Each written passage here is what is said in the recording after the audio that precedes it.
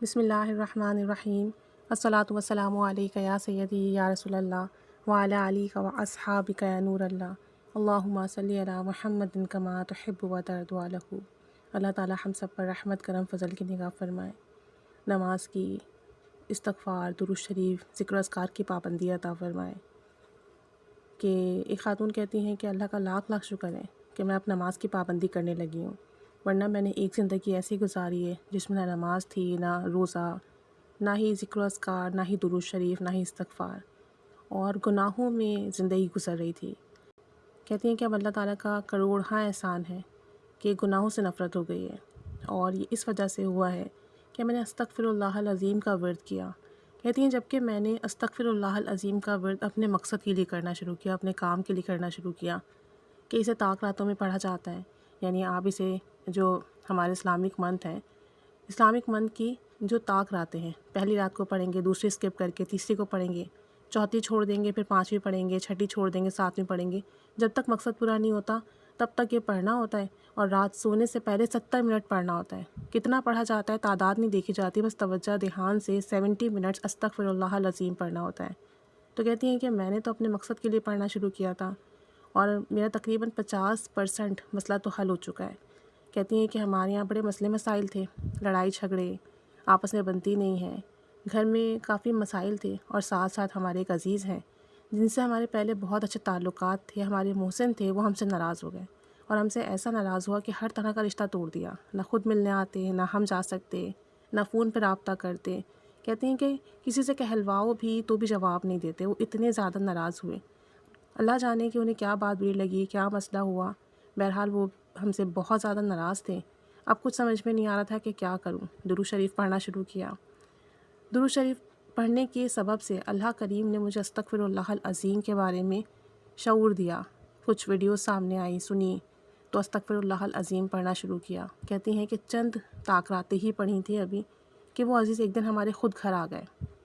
بہت خوش اخلاقی کے ساتھ ملے، اور پچھلے رویوں کے متعلق معافی بھی مانگی۔ کہتی ہیں کہ ہم اتنا حیران، میرے تمام گھر والے اتنا حیران کہ میں آپ کو بتا نہیں سکتی، کہ ایک دم سے کایا پلٹ ہو گئی، اخلاق اتنا اچھا ان کا، اتنے خوش مزاجی سے بات کر رہے تھے، اور یہ ہمارے لیے ایک ناممکن مسئلہ تھا، کیونکہ ایک تو ہمارے وہ خاندان کے تھے، اور پھر ہمارے تعلقات پہلے سے بہت اچھے تھے، پہلے بہت آپس میں ملنا جلنا تھا، کھانا پینا تھا، سارے مسئلے مسائل ہمارے وہ سلجھاتے تھے، اور پھر ایک دم سے ان کا ناراض ہو جانا ہمیں سمجھ نہیں آ رہا تھا۔ تو کہتی ہیں کہ اللہ کا جتنا جتنا جتنا شکر ادا کرے کم ہے، اور اب تو میں اسے اور بھی محبت اور توجہ سے پڑھنے لگی ہوں، لگن سے پڑھنے لگی ہوں، کہ میرے گھر کے جتنے مسئلے ہیں وہ حل ہوں، اور ہمارے گھر کے جتنے کام ہیں وہ بنیں۔ اور اس کی برکت مجھے یہ ملی کہ میرا نمازوں میں دل لگنے لگا ہے،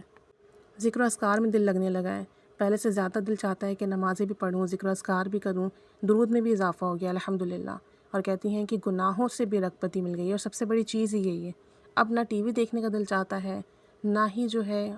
جو میں گناہ کرتی تھی کہ گانے سن لیے یا اس طرح کی چیزیں دیکھ لیں، وہ سب بھی چھوڑ دیا ہے۔ اللہ تعالیٰ کا لاکھ لاکھ شکر ہے، صرف اور صرف استغفر اللہ العظیم پڑھنے کی برکت سے۔ باقی نہ میں کوئی وظیفہ کرتی ہوں، نہ اعمال کرتی ہوں، بس درود شریف پڑھتی ہوں دن میں، رات میں 70 منٹ استغفر اللہ العظیم کا ورد کرتی ہوں، اور اللہ سے رو رو کر اپنے مقاصد کے لیے دعائیں مانگتی ہوں، اور الحمدللہ ہمارے گھر کے 50% مسئلے حل ہو چکے ہیں اس کی برکت سے، جبکہ ابھی چند راتیں ہی پڑھا ہے۔ اور سب سے بڑی بات، دل کی دنیا آباد ہو گئی ہے، کیفیت مل گئی ہے، لذت مل گئی ہے، ذکر کی حلاوت نصیب ہو گئی ہے، جو کہ بہت بہت بہت بڑی نعمت ہے۔ تو استغفر اللہ العظیم کا آپ ورد کریں، کثرت سے کریں،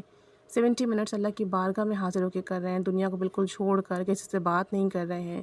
اور پھر بھلے آپ اپنے مقصد کے لیے کر رہے ہیں لیکن آپ حضور قلب کے ساتھ کر رہے ہیں، اللہ کے حضور حاضر ہو کے کر رہے ہیں، تو پھر ایسا کیسے ممکن ہے کہ دل کی دنیا آباد نہ ہو، گناہ نہ چھوٹیں، برائی سے آپ کا جو تعلق ہے وہ ختم نہ ہو، ایسا کیسے ممکن ہے؟ استغفار تو ہے ہی ہمارے گناہوں کو توبہ، اور ہمارے گناہوں کو اللہ تعالیٰ سے جو ہم استغفار کرتے ہیں، گناہوں کی معافی مانگتے ہیں، تو ہمارا سب سے پہلے دل تو برا ہوتا ہی گناہوں سے، اور یہ بہت بڑی نعمت ہے، بہت بڑی نعمت ہے۔ اللہ تعالیٰ مزید برکت، رحمت، کرم فضل کی ان کے لیے معاملات فرمائے، آسانیوں کے معاملات فرمائے، آمین۔